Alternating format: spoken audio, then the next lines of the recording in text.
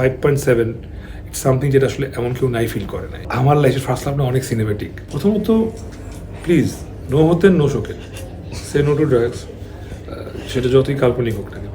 First লাভে হতেন শোকেন নেই, কিন্তু বন্ধুত্বের চমৎকার কিছু ইমোশন আছে, বন্ধুত্বের চমৎকার কিছু মোমেন্টস আছে, কিছু চরিত্র আছে। চরিত্রগুলোর নামগুলো আসলে শুনলেই মজা লাগবে। একটার নাম হচ্ছে টিউবলাইট, একটার নাম হচ্ছে মানে বুঝতেই পারতেছেন ও দেরিতে চলে, সেই জন্য নাম টিউবলাইট। একটা নাম হচ্ছে পান্ডা, সো একটা নাম হচ্ছে মিনমিন। মিনমিন কারণ হচ্ছে মিনমিন না শয়তান। সো ফার্স্ট লাভকে আমরা যতটা না ভাবতেছি অনলি রোমান্টিক নো, আমরা কিছু সারপ্রাইজ রাখতে চাই, সেটা নষ্ট করে দিলাম। So it's also about friendship. I think প্রতিটা সার্কেলে একটা মিনমিন থাকে, মিনমিন শয়তান থাকে, একটা থাকে না যে একটা একটা একটা মেয়ে যে একটু টম বয় টাইপ এরকম থাকে। হ্যাঁ, সো একটা পান্ডা থাকে ওই যে এখানে সে নিজেকে জাহির করছে। সো ওই ওদেরকে মাথায় রেখে আসলে এই ফ্রেন্ড সার্কেলটা তৈরি করা, যেটা কেউই হতেন শোকেন নেয় না। না, আফসোস, আমারও মাঝে মাঝে মনে হয় আমার বউ একটু আমাকে নিয়ে জেলাস ফিল করুক, কিন্তু আমাকে এতটা বিশ্বাস করে, এতটা ভালোবাসে যে সেটাও খুব একটা ফিল করে না। বিকজ ও জানে যে ওখানে নীলা হোক বা যেই হোক, দিন শেষে দাঁড়াই আসুক। ফার্স্ট লাভ আই থিঙ্ক আমার কলেজ লাইফে খুবই সিনেমেটিক লাভ। মানে যে ছিল তার সঙ্গে আমার মারামারি সম্পর্ক ছিল। সো মানে আমি যখন ফার্স্ট অফ গল্পটা আমার নাম ঠিক করি, তখন আমি রাখিকে বলতেছিলাম আমার লাইফের ফার্স্ট লাভটা অনেক সিনেমেটিক। বিকজ হয় না যখন মানুষ প্রথমবার প্রেমে পড়ে, এই গল্প বন্ধুদেরকে গিয়ে বলে মামা এমনি এইভাবে হয়েছে। সো ওই গল্পগুলো যখন বন্ধুদের বলতাম, আমরা বারবার বলতে ওর প্রেমের কাহিনী শোন, খুব মজা।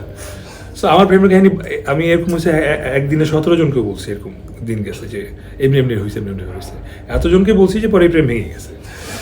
সো সেই কাহিনী আর বলতেই চাই না। নজর লাগছে, হইতে পারে খুব স্বাভাবিক, বাট খুবই সিনেমেটিক ছিল।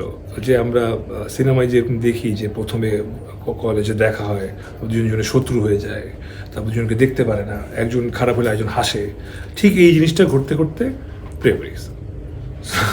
সো ভাবি প্রেমে পড়ে একটা পাপি লাভ আসলে সেই 2004-05 কথা বলতেছে। প্রথমত আমি বাসায় ছিলাম, আমি একটা সামনে একটা কাজ করছি যেটার ক্যারেক্টার, মানে আমার ক্যারেক্টার প্রিপারেশন চলছে, সো আমি স্টাডি করছিলাম। সো আমি যখন কোনো কিছু ডিপলি স্টাডি করি বা কোনো কিছু দিকে, আমি ওটা আসলে মোবাইলে, মানে আমার সামনে বড় স্ক্রিন আছে, পাশে আইপ্যাড আছে, ল্যাপটপ আছে, ওগুলো না দেখে আমি মোবাইলে দেখি। বিকজ আমি আমার ইচ্ছে মতো এদিক ওদিক করতে পারি স্ক্রিনটাকে, যেই ইয়েতে থাকে।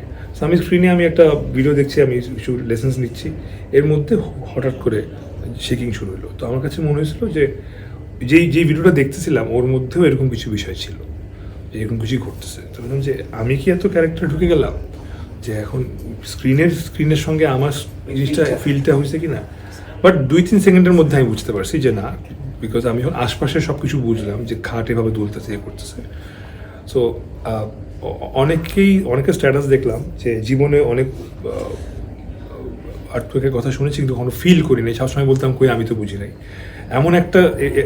মানে 5.7 ইটস সামথিং যেটা আসলে এমন কেউ নাই ফিল করে নাই। যে যেখানেই ছিল, নিচতলায় ছিল, মাঠের মাঝখানে ছিল, আমি ছিলাম 8 তলায়।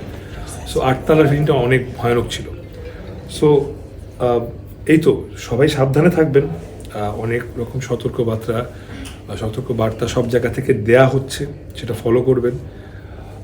প্যানিক করবেন না, আমি খালি বলবো। প্যানিকে আমি শুনেছি অনেকে বারান্দা থেকে লাফ দিয়ে ইনজুর হয়েছে, অনেকে ধাক্কা দিয়ে ইনজুর হয়েছে। শুধু ভূমিকম্প না, লাইফে কখনই কোনো সিচুয়েশনে প্যানিক না করলে ওই সিচুয়েশনটা খুব ইজিলি হ্যান্ডেল করা যায়। Because you have to believe in destiny set করা আছে আগে থেকে, আপনার সঙ্গে কীভাবে হবে, কী হবে, সেটার উপর যদি ফেইথ থাকে, আল্লাহর উপর ফেইথ থাকে, তাহলে আপনার সঙ্গে যা হবে ভালোই হবে।